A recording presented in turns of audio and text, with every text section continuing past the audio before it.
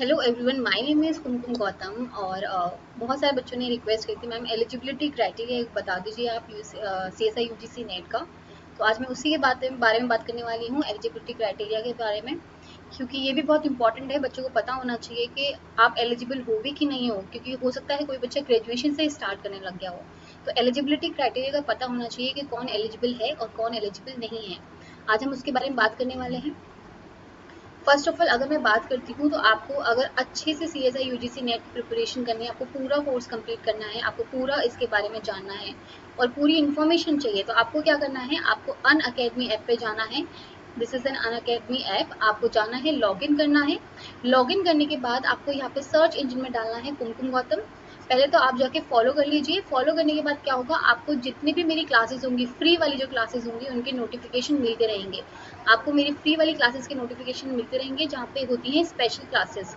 ठीक है, तो आपके लिए बहुत ज़्यादा फायदेमंद होती हैं, तो आप इनको ज्वाइन कर सकते हैं।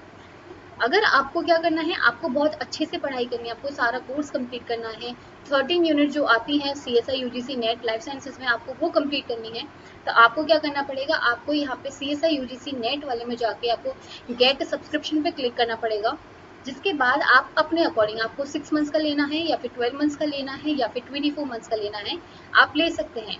और आपको मैं 10% ऑफ का भी एक क्राइटेरिया बता दूं कि आप एक रेफरल कोड यूज़ कर सकते हैं, जिसके बाद आपको 10% ऑफ मिल जाएगा। वो जो रेफरल कोड होगा वो होगा कुमकुम10। आप कुमकुम10 यूज़ करिए। अबाउट 10,395 में आपको 1 साल की क्लास मिलने वाली है, 1 साल की। तो आई थिंक बहुत ज़्यादा कम है ये। आपको प्रोसीड टू पेमेंट करना है। आपको इंस्टेंट 10% ऑफ मिलेगा। आप डेबिट कार्ड के थ्रू कर सकते हैं, EMI के थ्रू कर सकते हैं, UPI वॉलेट, नेट बैंकिंग के थ्रू कर सकते हैं। आपको करना क्या है, आपको अनअकैडमी पे जाना है, CSI UGC नेट को सर्च करना है और सब्सक्रिप्शन पे कुमकुम10 यूज करना है फॉर गेटिंग 10% ऑफ। अब बात करते हैं नेशनलिटी की। देखो, ये हम सबको पता है, इतना बड़ा इशू नहीं था, लेकिन CSI UGC नेट की साइट पे दे रखा है कि नेशनलिटी जो होनी चाहिए वो इंडियन ही होनी चाहिए। बाहर का कोई भी व्यक्ति इसको नहीं दे पाएगा। नेक्स्ट, अब आते हैं एज लिमिट की। दिस इज वेरी इंपॉर्टेंट कि एज लिमिट क्या है बच्चों की। ठीक है, तो जो एज लिमिट होती है वो अबाउट 28 ईयर्स। मतलब अगर बच्चा 28 ईयर्स का हो जाता है JRF के अवार्ड तक के, तब तक उसकी मैक्सिमम एज लिमिट मानी जाती है। ठीक है, तब तक उसकी मैक्सिमम एज लिमिट मानी जाती है। 28 जो होगी तुम्हारी मैक्सिमम एज लिमिट होगी, इससे ज़्यादा नहीं। तो इससे ज़्यादा नहीं मतलब 29 ईयर्स के अगर तुम हो गए तो तुम इस एग्जाम को नहीं दे पाओगे। अब अगर बात करते हो नंबर ऑफ अटेम्प्ट्स की, कि तुम कितने अटेम्प्ट दे सकते हो, तो अटेम्प्ट्स तो तुम हर बार दे सकते हो जब तक तुम 28 के नहीं हो जाते। जब तक तुम 28 के नहीं हो जाते तब तक तुम कितनी बार भी अटेम्प्ट दे सकते हो। ठीक है, तो ये वाला चीज़ हो गई। अगर मैं बात करती हूँ अपर एज लिमिट की, अगर बात करते हैं रिजर्व कैटेगरीज की, लाइक SC हो गया कोई, या फिर ST हो गया, या फिर पर्सन विद डिसेबिलिटी हो गया, तो अगर कोई भी तुम रिजर्व कैटेगरी से बिलोंग करते हो, अगर तुम कोई भी रिजर्व कैटेगरी से बिलोंग करते हो, तो तुम्हें 5 ईयर्स का रिलैक्सेशन मिल सकता है। 5 ईयर्स का, this is very vast. 5 years का तुम्हें रिलैक्सेशन मिल रहा है फॉर रिजर्व कैटेगरीज। और 3 ईयर्स का जो मिलता है वो OBCs को मिलता है, that is non creamy layer candidates को। तो 3 साल का जो मिलेगा OBCs को मिलेगा, 5 साल का जो मिलेगा SC ST को मिलेगा। जो सबसे ज़्यादा मैक्सिमम एज लिमिट होगी 20 ईयर्स होगी। अगर नंबर ऑफ अटेम्प्ट्स की बात करती हूँ तो तुम लोग कितना भी दे सकते हो जब तक तुम्हारी एज 28 नहीं हो जाती है। तो जो एक एग्ज़ाम होता है वो एक जून में होता है, और एक जो एग्ज़ाम होता था दिसंबर में होता है। लेकिन अभी कोरोना वाला जो टाइम चल रहा है, इसलिए जून वाला भी एग्ज़ाम नहीं हुआ है। आई थिंक ये वाला भी दिसंबर में जाने वाला है।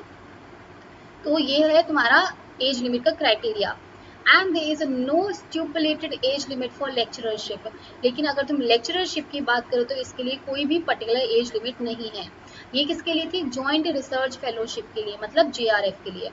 अब डिफरेंस समझो, नेट में डिफरेंस क्या है और JRF में डिफरेंस क्या है। देखो, CSA नेट करने के बाद तुम लेक्चरर के लिए अप्लाई कर सकते हो, लेक्चररशिप के लिए अप्लाई कर सकते हो। जैसे अगर किसी कॉलेज में असिस्टेंट प्रोफेसर की वैकेंसीज निकलती हैं, असिस्टेंट प्रोफेसर की वैकेंसीज निकलती हैं, तो उनका जो एलिजिबिलिटी क्राइटेरिया होता है वो मास्टर्स प्लस CSI और UGC नेट माना जाता है। तो इनका ये क्राइटेरिया होता है। तो इसका मतलब क्या हुआ कि अगर आपका नेट क्लियर है तो आप एक कॉलेज में पढ़ा सकते हैं, और कोई भी अगर असिस्टेंट प्रोफेसर की वैकेंसीज निकल रही हैं तो आप वहाँ पे भी अप्लाई कर सकते हैं। तो ये होता है तुम्हारा नेट का फायदा। अब आते हैं हम JRF पे।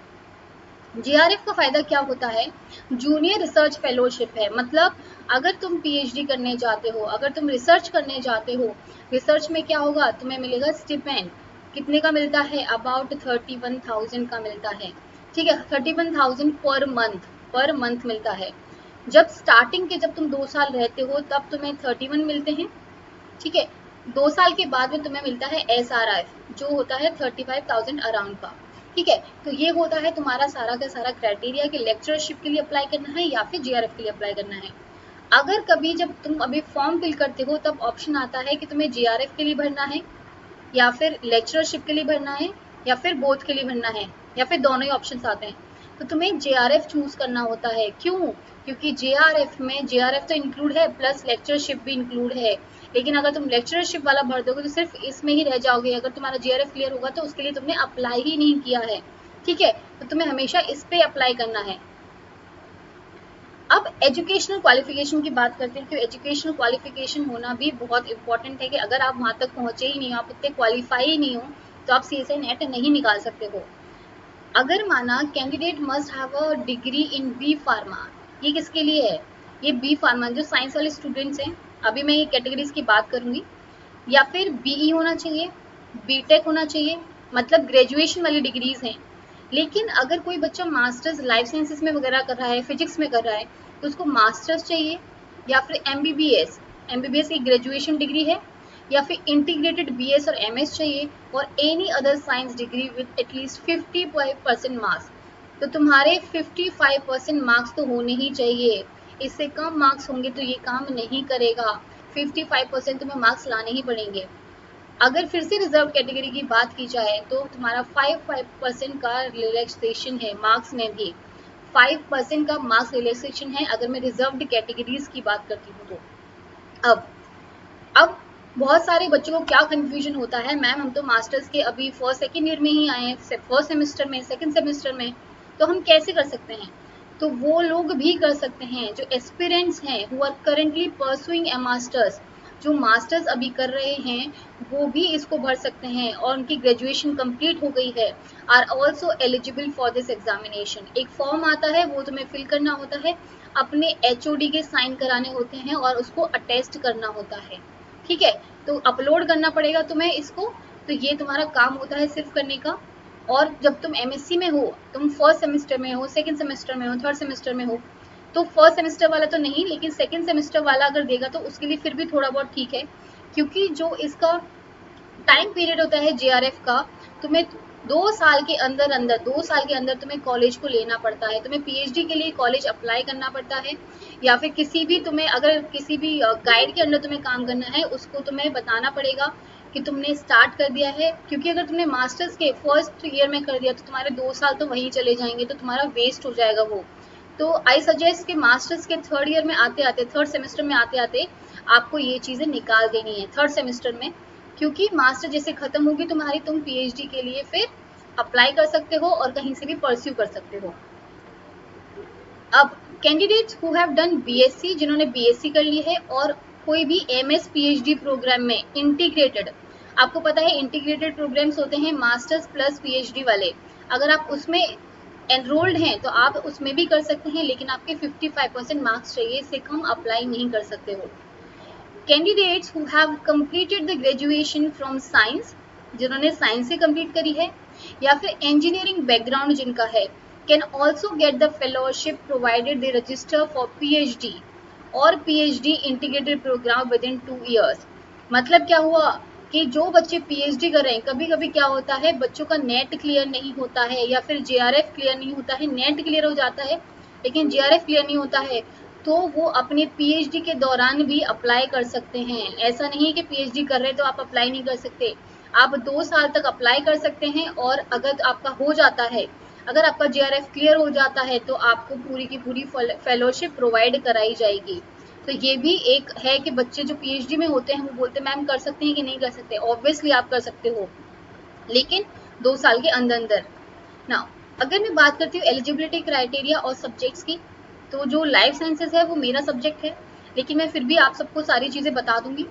लाइफ साइंसेज जो academic qualification in life sciences only, मतलब क्या हुआ, जिन्होंने मास्टर्स कर रखी हो, जैसे जोलॉजी से कर रखी हो या फिर लाइफ साइंसेज से कर रखी हो, या बायोकेमिस्ट्री से कर रखी हो, या फिर बायोटेक वाले बच्चे हों, ठीक है, या फिर बॉटनी वाले बच्चे हों, माइक्रोबायो वाले बच्चे हों, वो सारे के सारे लाइफ साइंसेज में इंक्लूड होते हैं।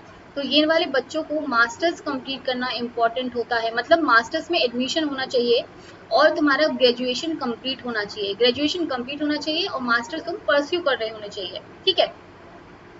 केमिकल साइंसेज की बात करते हैं, have a degree in MSc, इसमें भी एमएससी चाहिए, या फिर बीएस या बीटेक और equivalent qualification in chemistry with required percentage, कितनी परसेंटेज, 55% मेंशन्ड अबव।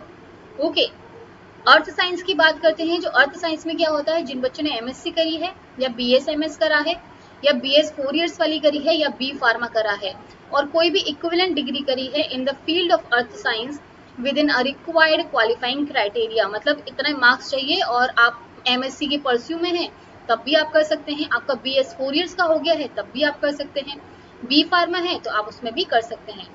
अगर मैथमेटिक्स की बात करते हैं तो जिन बच्चे जो परस्यू कर रहे हैं एमएससी, जो एमएससी भी कर रहे हैं, बीएसएमएस, बीएस, बीटेक, बीटेक वाले की हो जानी चाहिए और any equivalent degree in the field of mathematics to meet the eligibility requirements.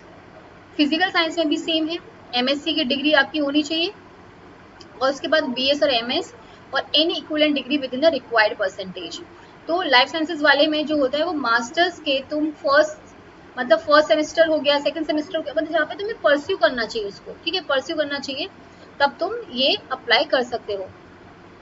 अगर आपको अच्छे से सीएसआई यूजीसी नेट की प्रिपरेशन करनी है, अगर आप चाहते हैं कि इसी बार आते आते आपके दिसंबर 2020 में आपका एग्जाम क्लियर हो जाए, तो आप क्या कर सकते हैं, अनअकैडमी ऐप को ज्वाइन कर सकते हैं। उसके लिए आपको क्या करना है, आपको प्ले स्टोर पे जाना है, अनअकैडमी ऐप को डाउनलोड करना है, आपको सर्च इंजन पे जाना है, सीएसआई यूजीसी नेट को सर्च करना है, फिर आप गेट सब्सक्रिप्शन में कॉल करेंगे, मतलब क्लिक करेंगे, क्लिक करने के बाद आप 6 मंथ्स का ले सकते हैं, 12 मंथ्स का ले सकते हैं, 24 मंथ्स का ले सकते हैं। जैसे अगर कोई भी बच्चा तुम्हारे मास्टर्स के लास्ट सेमेस्टर में है या फिर किसी ने जो ड्रॉप लिया है वो 6 मंथ्स का ले सकता है। जो बच्चा मास्टर्स के सेकेंड ईयर में अभी अभी आया है उसके लिए 12 मंथ्स का लिए बहुत सुटेबल रहेगा। अगर कोई बच्चा अभी ग्रेजुएशन कंप्लीट करी है तो वो 24 मंथ्स का ले सकता है। और इससे फायदा क्या होगा, तुम्हारे मास्टर्स खत्म होते होते तुम्हारे पास जेआरएफ होगा, प्लस तुम्हारी नॉलेज बहुत ज़्यादा इंक्रीज हो जाएगी, तुम्हें मॉक टेस्ट सब कुछ आपको अवेलेबल कराया जाता है, मॉक टेस्ट हो गए, लाइव क्लासेस हो गई, सारे टीचर्स की लाइव क्लासेस ले सकते हो तुम, तो बहुत फायदा होता है। तो जो और नॉर्मली जो फीस जाती है वो 11,000 जाती है, लेकिन आप एक रेफरल कोड यूज़ करेंगे कुमकुम 10, जिसके बाद आपको 10% ऑफ मिलेगा और अबाउट 10,395 जाएगी एक साल की। ओके, प्रोसीड टू पेमेंट करना है, आपको डेबिट कार्ड के थ्रू कर सकते हो, EMI, UPI, wallet, net banking. आपको करना क्या है, अनअकैडमी ऐप पे जाना है, सीएसआई यूजीसी नेट को सर्च करना है, सब्सक्रिप्शन लेना है कुमकुम 10 अप्लाई करके। आपको मेरे कोर्स के साथ साथ आप मेरी क्लासेस वाईफाई स्टडी वाले चैनल पे देख सकते हैं, आपको पूरी प्लेलिस्ट मिल जाएगी, अबाउट 53 अराउंड मेरी वीडियोस हो चुकी हैं, तो आप देख लीजिए। आपको मेरे कोर्स के साथ साथ जितने भी टीचर्स सीएसआई यूजीसी नेट के हैं, आपको सिर्फ मेरी नहीं मिलेंगी, जितने भी टॉप एजुकेटर्स हैं सबकी आपको क्लासेस मिल जाएंगी। आई होप आपके लिए बहुत ज़्यादा फायदेमंद रही होगी। So thank you so much for watching this video, thank you.